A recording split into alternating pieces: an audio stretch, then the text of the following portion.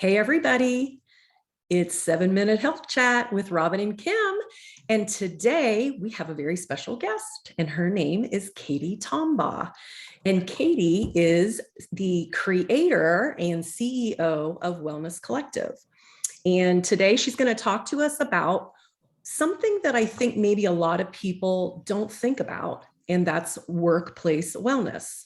So, Katy, I have one question before you introduce us and tell us all about yourself. Okay. What I want to know when you tell us about yourself is what prompted you to start Wellness Collective? What was it? Oh gosh, how do I be concise? I decided that I really loved stepping into people's workday. It felt like they were happy to see me.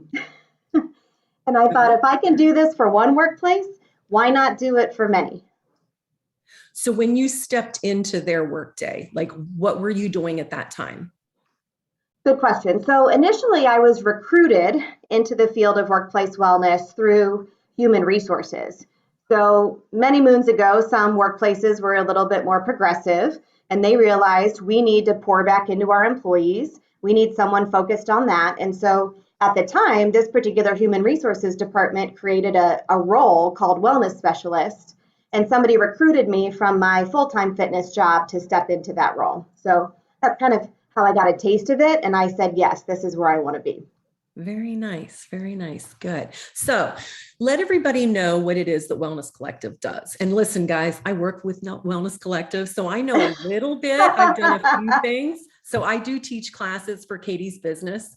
And I've done a couple lunch and learn kind of things. So maybe just let them know all the different things that are offered, because I think maybe some businesses don't even realize that this is out there for them. Yeah, absolutely. So we really have two audiences. At this point, we're sometimes hired by HR to consult and to talk to them about the workday and to hear what's going on and what are employees struggling with. So there's a consulting piece to it where we hear about the organization and the culture, and then we make a recommendation about what can we do to improve it and to create a culture of wellness. But then from there, we make a recommendation that impacts all the employees across all different departments and functions. And we actually design and deliver those programs and provide all of the staffing. So Wellness Collective is kind of a one-stop shop supporting HR all the way down to teams and individual contributors. Good. And so can you tell us just a couple little examples of Yes. what it is? Yes, because that can look a lot of different ways. So best case scenario, we have 12 months of programming, and we have what's called an integrative model. So we're looking at mind and body, which I see as inseparable, spirit, which is obviously encompassing all of that. And then our other two pillars are environment and creating a sense of community. So when we're designing a program for the benefit of the employer and the employees, we're making sure that we're touching all of those pillars and have different ways for people to engage and participate. So sometimes that's a competitive challenge. Like maybe it's a step challenge, fitness challenge, weight loss challenge, that type of thing. Sometimes it's more like learning and development. So like you mentioned, a lunch and learn or education session. We provide health coaching, which can be in a group scenario or one-on-one if people need more confidentiality. More recently, we're stepping into the mental health space. And then we do lots of events. So sometimes those are employee appreciation events, or those are things like health fairs, special pop-up events. Trying to go laser fast, all the different types of things. But those are some of the most commonly asked for programs and services. Do you work just with corporate companies? That's a good question. Yes, we have corporate, quote unquote, corporate clients, but we've kind of shifted the language to workplace or employer, because sometimes it's a municipality, so a city or a community center. Sometimes it's a nonprofit or a school, university. So really anywhere that people work, we can step in and support. I think my sound is not good. You're okay now. It was weird there for a second. Okay, sorry about that. All right, good. Anyway, thanks, Katy. I appreciate that. Yeah. Any other ones, Kim? So do you, I'm thinking like when you go into different, it's like all different companies. It doesn't have to be a certain industry, right? Correct. Yeah, I say it's anybody who gets it, meaning anybody who is invested or committed to pouring back into their employees and sees it as a valuable, good thing to do. So that isn't industry specific. Now, that said, there are some industries that are known to be quote unquote higher stress, or workplaces where individuals are on a phone line all day. Yeah. So sometimes we want to look at the nature of the day, and we can target different industries based on that, but really any industry can benefit. So can you go to like an attorney's office or a factory, or, I mean? Yes, so it can be like a manufacturing or distribution center type of environment, which Okay. is very, very common actually, or it can be more like a headquarters or an administrative office.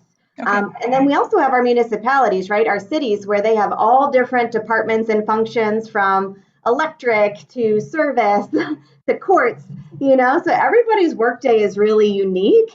And that's part of what makes this type of work fun and challenging, is that we're figuring out how do we modify or adapt what we're doing to be really relevant to that person's workday. Yeah. Cool. Thank you. That makes sense. And you do small businesses and large businesses. It doesn't matter the size of the business either. Right. So, on the large side of things, it could be a global entity with 100,000 employees, 80,000 employees, or it can be more of a locally owned company. I think our smallest organization had more like 20. Okay. So yeah. Perfect. Do you also do online? Yes. Yeah, we had a little bit pre-COVID, and then that went to a lot. So we had some capabilities ahead of, the world changing so much. So that did make it a little easier of a transition, but now it's pretty wild to me how much we are continuing to stay virtual. One of our differentiators was being on site. So had to figure that out real quick. Yeah, but I think you can reach more people though if online, because you're contained to Columbus area, right? Well, we service clients nationwide, but yes, on site, we were sometimes hiring out of state to make sure we had the right support on site out of state. But obviously there was a limiting factor there. We weren't reaching people in China and India and Canada like we are now. So totally a silver lining moment that we get to impact more lives this way. That's very cool. Very neat. Yeah. But prior to that, so where else are we? I know New York City, here in Columbus, and where else are we? Because I've lost track, like prior even to the pandemic. Right. It's really just client dependent, right? So there might be a client who has a distribution center here or a headquarters here, but maybe they also have a sister office in California or Idaho or et cetera, et cetera. So we probably touch down in 20 states at least. Nice. Just because of our book of business. Yeah. Good. Yeah. Any other questions, Kim? No, it's fascinating that you do that. I think it's great. And what a great idea to get into the workforce. I've done several. I was going to ask you about your fitness background though. What was your fitness background like? Oh, that's a good story. I started doing aerobics with Mary Lou Retton in about 1986. And then it went to Tammy Lee Webb and Gilad, and then it went onward and onward and onward. So I've been doing aerobics since I was about 6 years old, which is not normal, but I knew that I wanted to be in the group fitness space. And I was actually recruited. I grew up dancing. And when I moved to Westerville, I was at Westerville Athletic Club. I took one class, and the woman who taught the class grabbed me by the wrist, drugged me to the front desk, and said, "You need to hire this girl." And I said, "I'm just really flexible. Like I don't teach anything besides dance." And they hired me on the spot and said, "Get your certifications," and then the rest was history. Wow, that's awesome. So Funny sorry, story. I'll try not to talk. I feel like my audio is not good. Well, we are at over 8 minutes. So 7-minute health chat, it really does. So let people know, and we'll also put it in the comments on this post, where they can reach Wellness Collective. Sure. Email, or do you have IG? I'm asking you, and I already know you do, but. Yes. So When in doubt, go to wellnesscollective.com. You can opt into our weekly news and check out our blogs and all the things. You are also welcome to visit us on Facebook. Wellness Collective is pretty easy to find. Look for the big WC. On Instagram, we are Wellness Collective at Work. We're also on LinkedIn. And then I have my podcast, Health and Happiness at Work, which is in all of the podcast directories as well. Nice. Perfect. Well, thank you so much for taking time out of, I know, your busy day.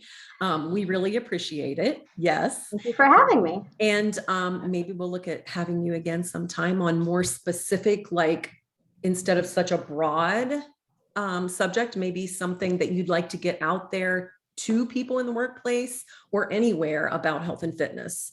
Yeah, especially like healthy work from home, tips or in office too. Yeah. That would be great. Yes. All right. Have a good day, everybody. And we'll see everybody next week.